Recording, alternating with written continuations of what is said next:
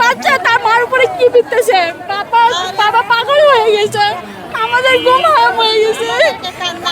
এত শুধু মাসুম বাচ্চা, বলেন আমাদের এত বাচ্চা, খালি মেয়ে বাচ্চার জন্য আমাদের কত খারাপ লাগছে। তাই আজকে ফাঁসি দেন, তাই আজকে এই মুহূর্তে ফাঁসি দেন, আমরা কেউ ফাঁসি যাবো না, ফাঁসি দিতে হবে।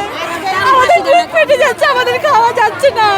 তার বাবা কিভাবে ঘুরতেছে, তার মা ড্রেস দিয়ে বসে আছে, তার মা বাচ্চার সময় দেখতেছে যে আমার বাচ্চারা এই সময় নিয়ে যাচ্তাম স্কুলে। কেন কেন এই সরকারের সুযোগ দিচ্ছে?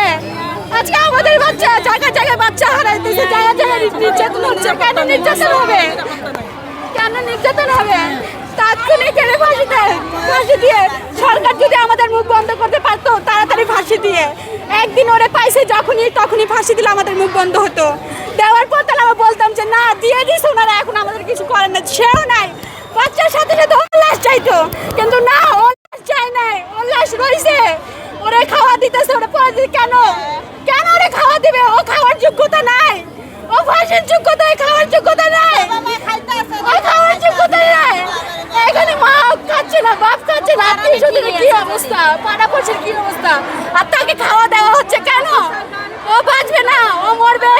আজকের মধ্যে আপনারা সবাই ফাঁসি দেওয়ার চেষ্টা করেন।